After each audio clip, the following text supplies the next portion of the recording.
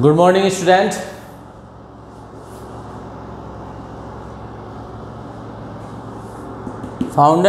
Foundation class में आपका welcome है।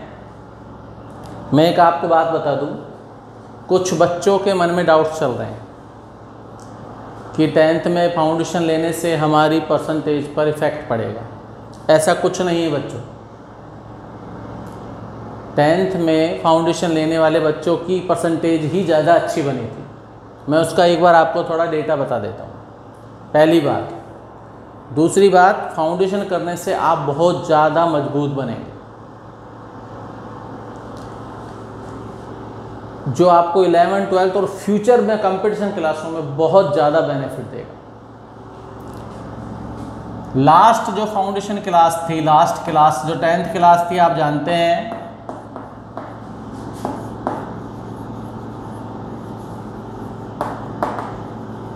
जो लास्ट 10th फाउंडेशन थी उसमें 29 स्टूडेंट थे। उसमें 29 स्टूडेंट थे बच्चों। 29 स्टूडेंट्स में से 20 बच्चों के 90 अबव थे। 20 बच्चे स्टूडेंट्स थे वो 90 प्लस थी उनकी। एक स्टूडेंट रोशनी नाम की लड़की थी, उसकी थी 87.5। यहाँ स्टूडेंट टोटल बता रहा हूँ मैं आपको, परसेंटेज से पता लग जाएगा। सॉरी, इससे पहले 3 89 पर थे। 3 बच्चे मैं 89 वाले बताना भूल गया।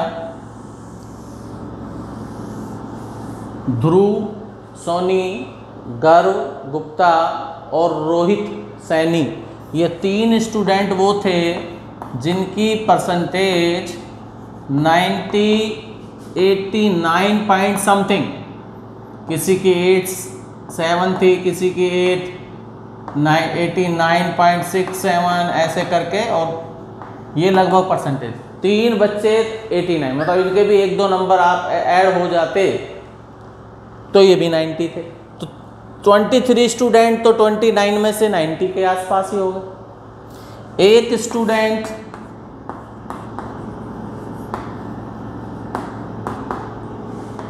87.5, मतलब इसकी भी अच्छी थी, कोई कारण से उसके एसएस में 71 है, जो भी रीजन रहा बच्चे को, वो भी हम 90 के लायक मान सकते हैं। 24 बच्चे 90 अबव। इससे फाउंडेशन की बात बता रहा। और उसके बाद 80 अबव और 82 पर, 86 के आसपास था एक बच्चा साहिल, एक 81 के आसपास इग्नेश, और 80 के आसपास पुलकित। ये 3 बच्चे जो 80 अबव हैं।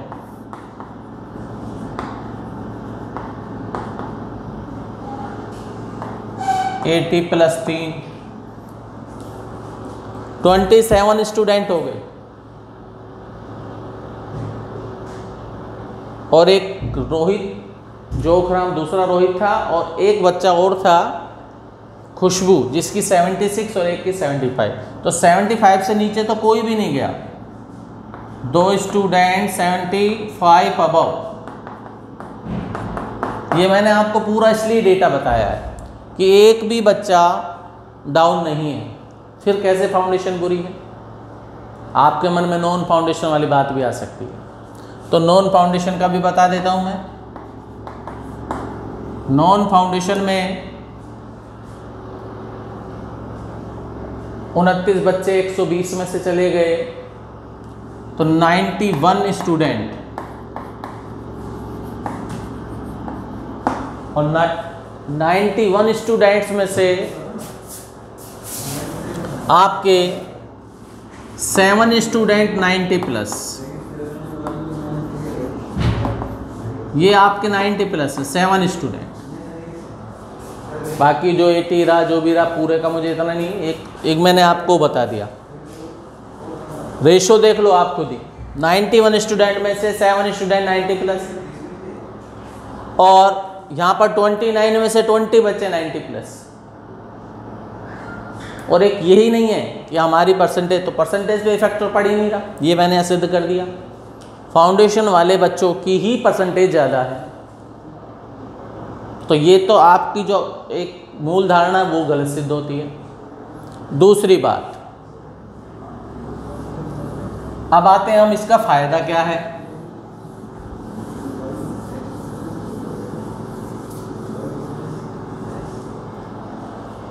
इसका हमारा फ़ायदा यही है कि हमें अपनी 10th बहुत इजी लगने लगेगी। आप समझो कि मैंने फाउंडेशन वालों को ज़्यादा बार कराया या नॉन फाउंडेशन वालों को मैथ ज़्यादा बार कराई बोर्ड वाली, ऐसा नहीं है। मैंने बोर्ड वाली सबको ही बराबर कराई। मैं अपने आप अपनी स्पीड मेंटेन कर लेता, कहीं नहीं गिरने दूंगा कि बोर्ड बैलेंस बिगड़ जाए। बट फाउंडेशन वालों को एक्स्ट्रा क्वेश्चन करने के बदौलत, जो उन्होंने एक्स्ट्रा क्वेश्चन करे, इनकी जो बदौलत वो इतने आगे चले गए कि उन्हें बोर्ड इजी लगने लगे। बोर्ड इजी लगने लग गई उनको, आसान। वहीं वो उन्होंने एक्स्ट्रा करे नहीं, क्योंकि मैं जानता था बी थोड़ा उनसे कमज़ोर है, सी उनसे कमज़ोर, तो मैं अपने उन्हीं को बार बार रिवाइज कराता रहा, सी को भी रिवाइज कराता रहा। उसी का परिणाम रहा कि अपने एक ही बच्चा रहा, बस ओनली वन स्टूडेंट। नाम लेना अच्छी बात नहीं किसी स्टूडेंट को पर्टिकुलर, एक स्टूडेंट ही रहा, बाकी सब गए, सब पास हुए बढ़िया नंबरों से। तो ये बात आप जानते हैं। वो फाउंडेशन वाला बच्चा जो एक्स्ट्रा कर रहा है, सपोज करो उसने पूरे साल में 1000 क्वेश्चन भी एक्स्ट्रा करे, प्लस पॉइंट है। अगर वो 11th 12th मिला करके फाउंडेशन के लिए 2 या 3000 5000 क्वेश्चन की तैयारी करता है, तो 1000 तो ये प्लस वैल्यू होगी।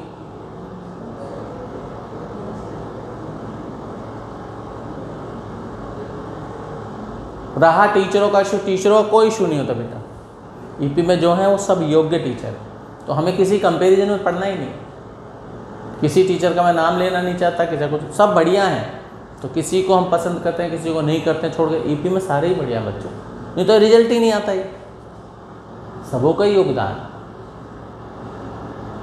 तो ऐसा दिमाग में कुछ ना रखें, मैं बोर्ड का बैलेंस बिगड़ने नहीं दूंगा। इसलिए सर की रिक्वेस्ट, सर ने बोला उस हिसाब से मैं फाउंडेशन के लिए टॉपिक वाइज ही ले रहा हूँ। मैथ्स जो लेनी है, पॉलिनोमियल ही आपका चल रहा है नॉन फाउंडेशन, मतलब जो बोर्ड की क्लास में चल रहा है वो टॉपिक भी पॉलिनोमियल ही है, अब फाउंडेशन में भी।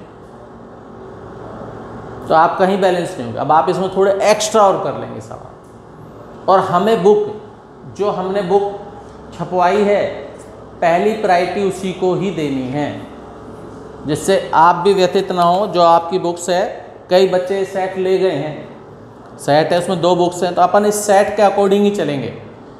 मेरा बुक्स में जो पॉलिनोमियल टॉपिक चल रहा है वो भी, और इसमें भी जो पॉलिनोमियल है वो सेकंड टॉपिक है।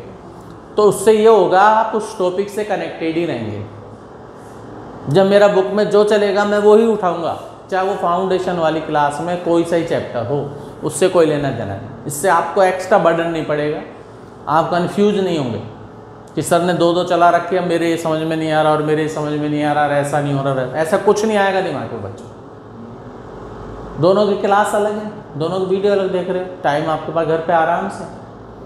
फिर भी किसी को प्रॉब्लम आती है तो ईपी के लिए दरवाजे खुले हैं, हम सबको नहीं बुला रहे, पर 1-2 बच्चा कभी भी 2-5 दिन में, कभी 10-20 दिन बाद 1-2 बच्चा आ गया, फ़ोन करके हो आ जाए, फाउंडेशन का सवाल पूछना वो भी सोल्व करेंगे बेटा, नॉन फाउंडेशन का वो भी बताएंगे, और जो मोबाइल से रिलेटेड हो सके वो बताएंगे। पर आप रजिस्टर मेंटेन करें और होमवर्क रोज़ सेंड करें।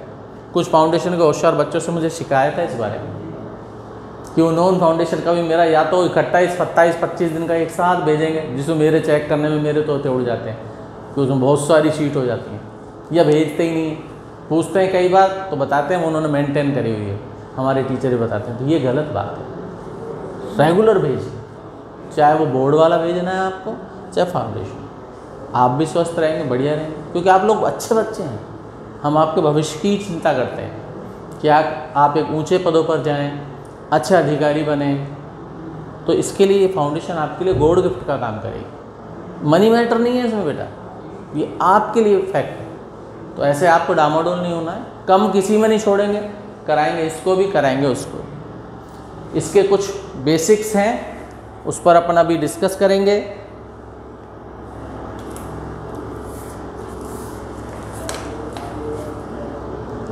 सबसे पहले ये इसको डिफाइन कर रहा है पॉलिनोमियल को। हम जनरली पॉलिनोमियल को देखते हैं कि fx। अब आप सोचोगे fx क्या होता है? जब हम ग्राफ बनाते हैं तो y एक्सिस का काम भी यही करता है। कुछ लोग fx भी लिख देते हैं और y, एक ही बात है। और इसके अंदर कोई भी पॉलिनोमियल हो सकता है, a1x हो सकता है, a0x हो सकता है, a1x, a2x, ऐसे चल सकता है। इसमें बहुत सारे अपने हो सकते हैं और ये सिंगल भी हो सकता है, इनकी पावर भी बढ़ सकती है। इसकी पावर सिंगल होगी, इसकी डबल हो गई, इसकी पावर 3 हो गई, ऐसे बढ़ते जाएंगे। ये सब पॉलिनोमियल में आएंगे। बस आपको एक बात याद रखनी है कि उसकी जो x की जो पावर है, power of x,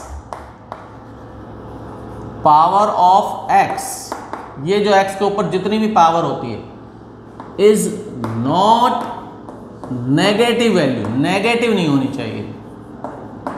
negative value होते ही वो पॉलिनोमियल से हट जाएगा, वो पॉलिनोमियल नहीं होगा। x 0 भी है, होल नंबर होना चाहिए, होल नंबर होने पर x की पावर 1, यस। x की पावर 2 प्लस में कुछ भी हो, उससे कोई लेना देना नहीं, yes polynomial. x cube plus 5x square plus 3x plus 2, yes it is polynomial. तो पॉलिनोमियल होने के लिए क्या बताया? जो पावर है वो होल नंबर में होनी चाहिए। होल नंबर आप जानते हैं कि जो होल नंबर को जब हम डिफाइन करते हैं, जब हम होल नंबर को डिफाइन करते हैं तो 0, 1, 2, 3, 4 एंड सो ऑन इनफाइनाइट। तो सबसे छोटा जो नंबर होल नंबर में होता है 0, तो 0 पावर वो भी वैलिड है। और ये जो पावर्स लग रही है इनको डिग्री कहा जाता है। ये जो आपकी पावर्स लग रही है दीज आर कॉल्ड डिग्री, इन सबको हम कहते हैं डिग्री।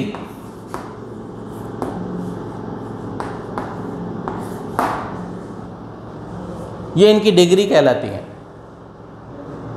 इसकी 1 डिग्री, इसकी 2 डिग्री, इसकी 3 डिग्री, ये सब 9th क्लास में जानते हैं आप डिग्री के बारे में, इनके बारे में। तो ये आपको एक रफली ये चीज़ समझ में आ गई। अब इसका एक प्रॉपर तरीके से बता देते हैं। ये हम समझा रहे हैं, बोर्ड पे आपको समझना है।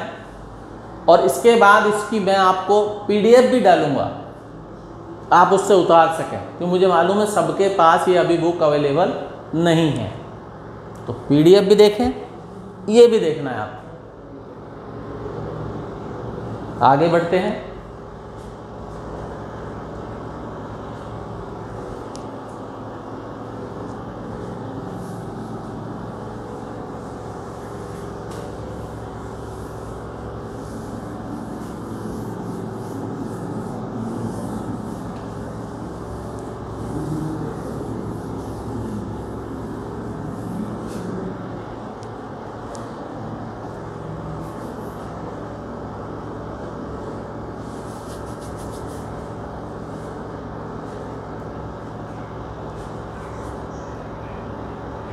टाइप्स ऑफ पॉलिनोमियल्स आते हैं आपके पास।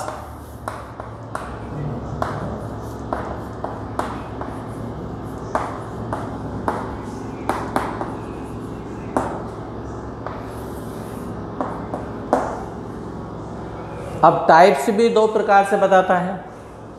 बेसिस ऑफ टर्म, टर्म के बेस पर होता है, और बेसिस ऑफ डिग्री। पॉलिनोमियल को 2 तरीके से बताया जाता है, डिफाइन किया जाता है, उनके काइंड्स बताए जाते हैं, टाइप्स बताए जाते हैं। तो 2 हैं इसके। पहला बेसिस ऑफ टर्म, या according to term.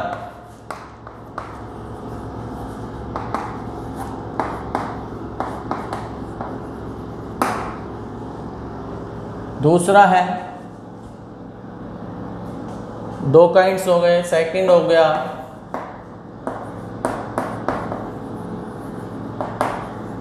According two degree. Degree के बेस पर भी होता है और टर्म के बेस पर भी होता है। जैसे किसी में एक ही टर्म है, मोनोनीमियल, वन टर्म, जिसमें दो टर्म है बायोनोमियल, तीन टर्म है ट्राइनोमियल। डिग्री में वन टर्म आने पर लीनियर, टू टर्म आने पर क्वाड्रेटिक, पावर 3 होने पर क्यूबिक। ऐसे इसके भी 3 पार्ट्स होते हैं और इसके भी 3 पार्ट्स होते हैं। इसके जो 3 पार्ट्स होते हैं हमने बताया,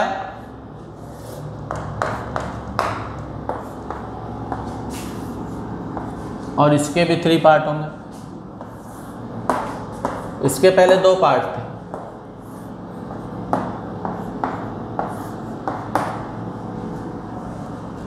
इनके आप नाम लिख लेंगे, दोनों पार्ट मैंने जो अभी बोले। मोनोमियल ये हो गया,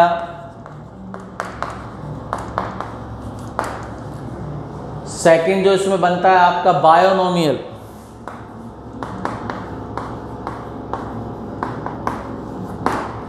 थर्ड बनता है इसका आपका trinomial.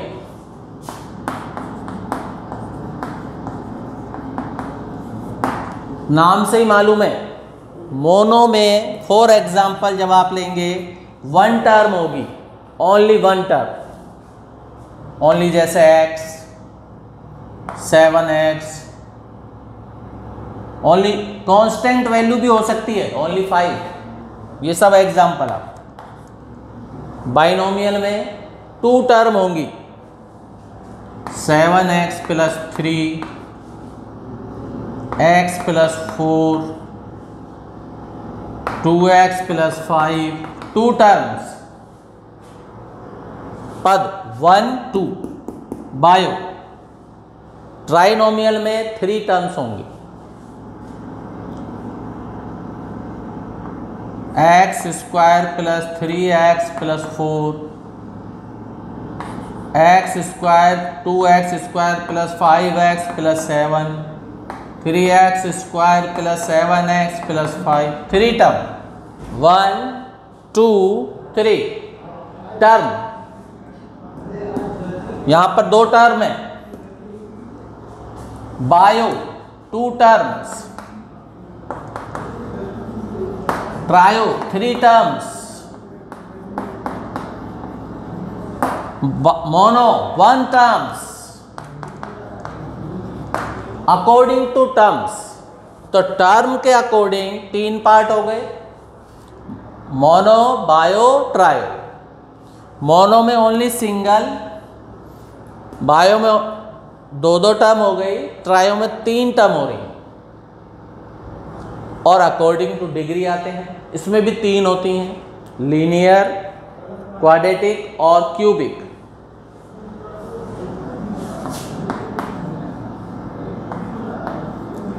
Linear polynomial, short poly लिख दिया मैंने, क्वाड्रेटिक पॉलिनोमियल और क्यूबिक पॉलिनोमियल। ये डिग्री के अकॉर्डिंग है, डिग्री मतलब जो हमारी पावर चल रही थी, पावर ये डिग्री है यार, डिग्री। तो लीनियर में सिंगल होगा, 2x + 5,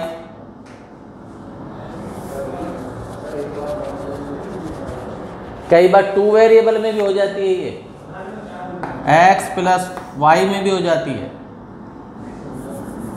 x + y = 5। वेरिएबल तो 2 हो गए पर पावर लीनियर है, पावर डिग्री 1 है, लीनियर इक्वेशन है। ये डायरेक्ट इसको fx डाल के भी लिख देता है, तो ये y का काम ये कर जाता है। क्वाड्रेटिक पॉलिनोमियल में एक्स स्क्वायर वाली टर्म आती है, एक्स स्क्वायर वाली टर्म आएगी, x square plus 5x plus 6 x square plus 7x plus 10, इस प्रकार से आपके क्वाड्रेटिक में आते हैं। तो क्वाड्रेटिक में आपके टर्म देखनी, ये टर्म है, सॉरी डिग्री है, ये वाली डिग्री आपकी डिग्री 2 है इनकी। क्वाड्रेटिक में डिग्री 2 होती है, इसमें 1 होती है डिग्री 1, और क्यूबिक में 3 होगी, क्यूबिक में 3 होती है degree. X cube plus 2x square plus 5x plus 6 x cube plus, इसमें टर्म का कोई रोल नहीं है। आप सोचो यहाँ पर 1 2 3 4 टर्म या 3 टर्म, टर्म का कोई रोल नहीं। क्यूबिक पावर सबसे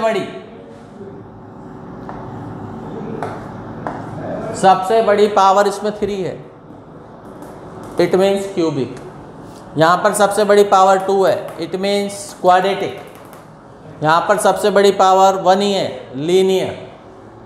तो लीनियर में x ओनली सिंगल, कभी कभी एक्स वाई में भी होगा तो भी वो लीनियर हो जाएगा, 2 वेरिएबल का है वो। ग्राफ ही बनता है, इसमें स्ट्रेट लाइन आती है, इसमें हमेशा पैराबोला बनेगा, कहीं भी बन सकता है, इसमें किसी भी क्वाड्रेंट में बन सकता है, किसी भी एक्सिस में बन सकता है। क्यूबिक में जनरली लाइन जो पास आउट होती है वो इस प्रकार से निकलती है। ये एक इसका जनरली आंकड़ा है। अभी हम इसको क्लासीफाई करेंगे, ग्राफ भी बताएंगे आपको, और आपको अपनी पीडीएफ में तो ये सारी डिटेल मिलेगी। तो एक आपको रफली एक बार फिर मैं अगेन रिपीट कर देता हूँ कि पॉलिनोमियल में क्या होता है। बेसिकली इसको एक तो अकॉर्डिंग टू टर्म में डिवाइड करा गया है, दूसरा अकॉर्डिंग टू डिग्री, और अकॉर्डिंग टू टर्म में इसमें 1 टर्म जिसमें होती है उसे मोनोनोमियल, 2 टर्म जिसमें होती है उसे बाइनोमियल, जिसमें 3 टर्म होती है उसमें ट्राइनोमियल, और अकॉर्डिंग टू डिग्री में भी इसको डिवाइड किया गया है। जिसकी 1 होती है डिग्री वो लीनियर पॉलिनोमियल कहलाता है, जिसमें 2 होती है डिग्री वो क्वाड्रेटिक पॉलिनोमियल कहलाता है, जिसमें 3 होती थी और वो कहलाया आपका क्यूबिक पॉलिनोमियल। ये आपको क्लियर हो गया कि ये नीचे मैंने एग्जाम्पल दे रखे।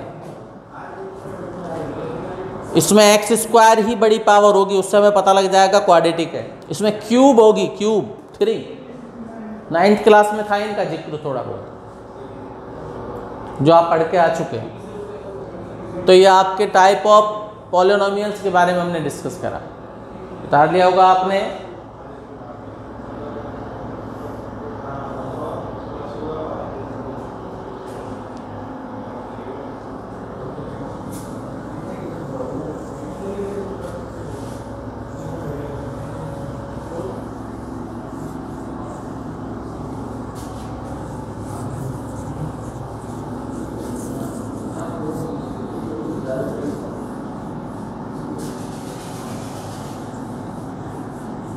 मेन हमें इस चीज़ों का सबका पता होना चाहिए क्या चीज़ है, और फिर हमें जो लड़ाई करनी है इनके कठिन टफ क्वेश्चनों से करनी है।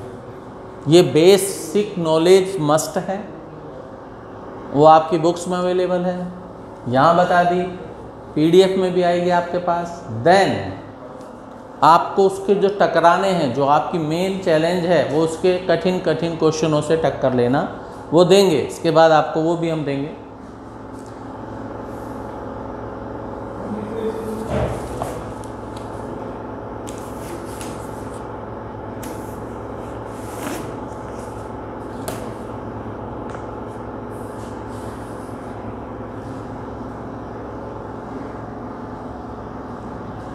अब ये बात करता है फैक्टर्स एंड कोफिशिएंट के बारे में।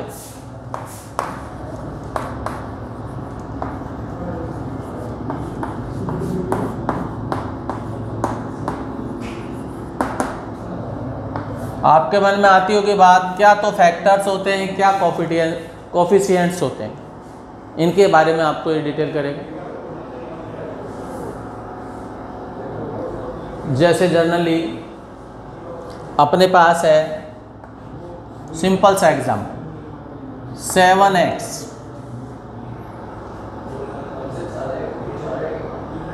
वो कह रहा है इसके फैक्टर बताइए, इसके फैक्टर की बात कह रहा है। 7 को अलग कर दो, एक फैक्टर हो गया, x अलग कर दो, दूसरा फैक्टर हो गया, एक इटसेल्फ खुद भी होता है, 7x इज आल्सो फैक्टर। अब आप आ जाएंगे 3x² y, कहता है कोई इसके फैक्टर बताइए। चलो y को हमने हटा दिया, 3x² तक ही रहे, 3 हो गया, एक x हो गया, एक x² हो गया, क्योंकि x की 2 ब्रांच बनेंगे, ये बनता है 3 × x और एक खुद हो गया 3x²। और जब हम किसी क्वाड्रिक इक्वेशन में करते हैं उसके फैक्टर बनते हैं 4 एग्जाम्पल x² + 5x + 6 का हम फैक्टर करते हैं, तो इसके फैक्टर बन जाते हैं x² + 3x + 2x + 6, x common ले लिया x + 3, 2 कॉमन ले लिया x + 3, तो हमारा बन जाएगा x + 3 और x + 2।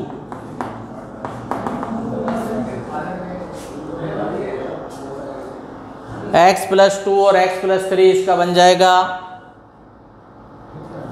इससे ये फैक्टर हैं, these are factors of this equation, ये भी फैक्टर ही होते हैं, these are factors x + 3 and x + 2। तो फैक्टर्स ये नहीं कि आपकी कोई सिंगल वैल्यू के लिए ही हो, इक्वेशंस के भी हम फैक्टर निकालते हैं, ये सब फैक्टर है।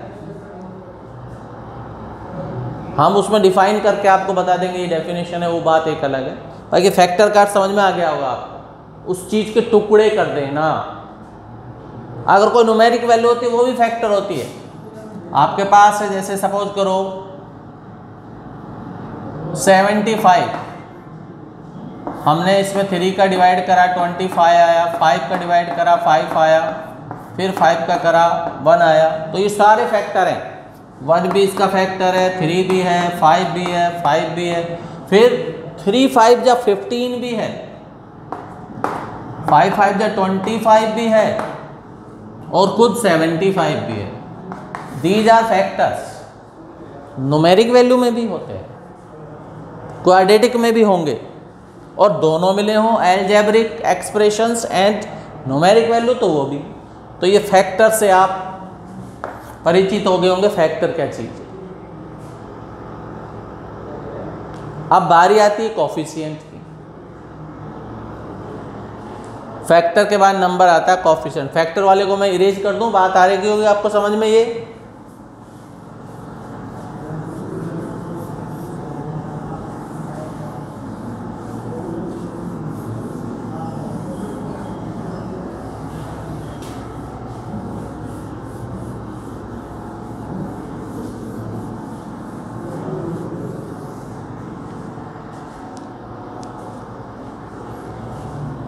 कोफिशिएंट की बात आती है।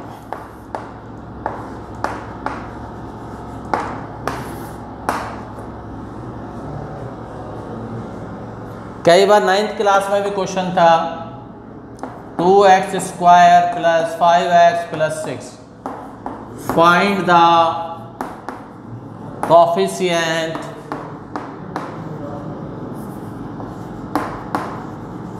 Of x²। ऐसे 9th में थे, हमें x² का कोफिशिएंट निकालना है, तो हम सिंपल बताते थे इसके आगे वाली टर्म, इस x² के आगे जो न्यूमेरिकल वैल्यू है वो इसका कोफिशिएंट है। आंसर 2।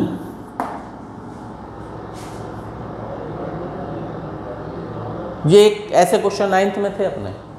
परंतु अगर हमारे पास आ जाए 2x² y, अब इनमें कह रहा है इनके कोफिशिएंट फाइंड कीजिए, तो सारे निकलवा सकता है। अब इसमें आपसे बोल दिया जाए कोफिशिएंट ऑफ y, कह रहा y का कोफिशिएंट फाइंड कीजिए। तो इसमें से y को हटा देंगे, ये वाली पूरी वैल्यू, इसका आंसर बन जाएगा 2x²। इसी क्वेश्चन में पूछ ले आपसे कोफिशिएंट ऑफ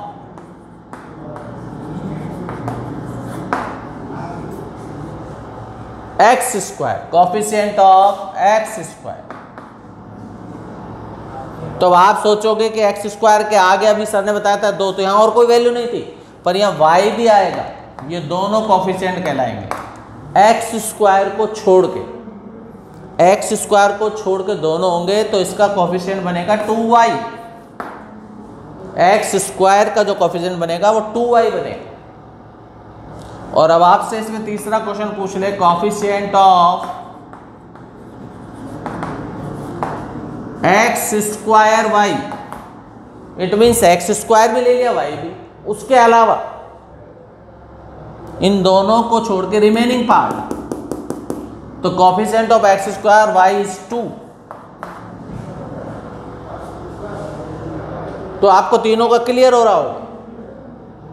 और कभी कभी वो ऐसा क्वेश्चन भी पूछ ले कि कोफिशिएंट ऑफ, क्योंकि जब फाउंडेशन की बात आती है तो आप NTSC और NCERT दोनों भरते हो, उसमें जो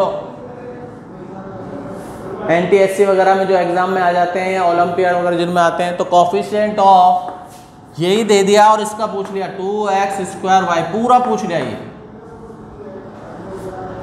अब आप चक्कर में पड़ गए कि ये नंबर भी यही दे रखा है और कोफिशिएंट ये पूछ रहा है। इसका कोफिशिएंट 1 होगा, क्योंकि 1 का मल्टीप्लाई करने पे इसमें कोई इफेक्ट नहीं पड़ता। तो ये आपके दिमाग में सारा होना चाहिए कोफिशिएंट। समझ में आ गया होगा एक एक पार्ट। जब x² का पूछा, सॉरी 2x² का पूछा हमने कोफिशिएंट, y का पूछा तो 2x² बताया हमने। जब हमने कोफिशिएंट पूछा x² का तो 2y आया, और जब x² y का कोफिशिएंट पूछा तो उसमें 2 आया। सिमिलरली जब हमने कोफिशिएंट की बात करी कि पूरे का ही पूछ लिया तो उसका 1 ओनली, क्योंकि वो 1 से भी मल्टीपल हो रहा है, तो 1 भी उसका कोफिशिएंट आया।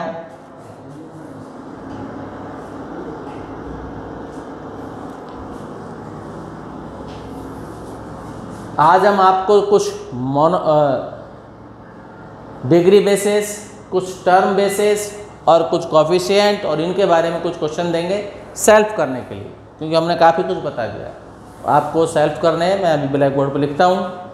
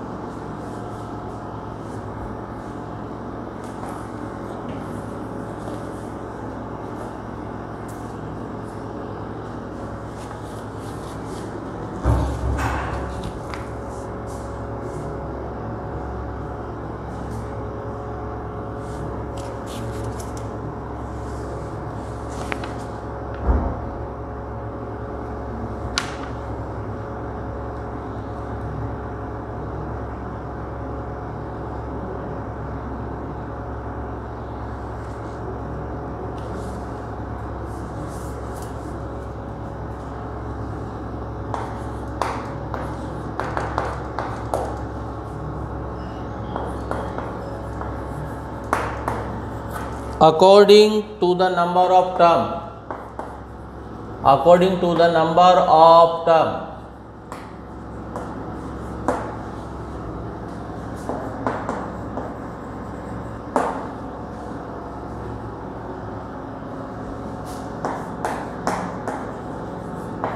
find that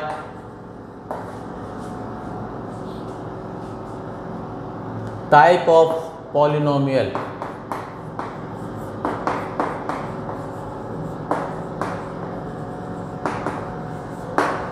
पॉलिनोमियल की आपको टाइप फाइंड करनी है।